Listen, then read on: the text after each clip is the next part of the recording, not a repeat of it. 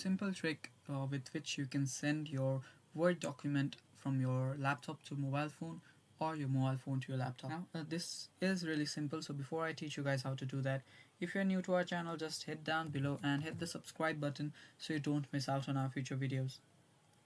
Now let us just start.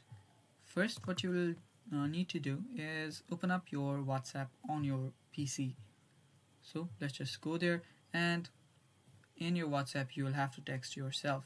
So just open up your text to yourself. You can just tap on this search bar right here, and you can just tap on this right here, new chat, and then when you tap on new chat you will see an option to just text yourself right here.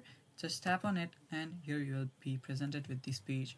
Now here you can just drag and drop your document, or you can just click on this document and file will open up. Now here you can just select any document. It does not necessarily have to be a Word document, and after you do that you can just upload it and send it, and voila, that's pretty much it. So that is how you simply send a Word document or any document from your PC to your mobile phone.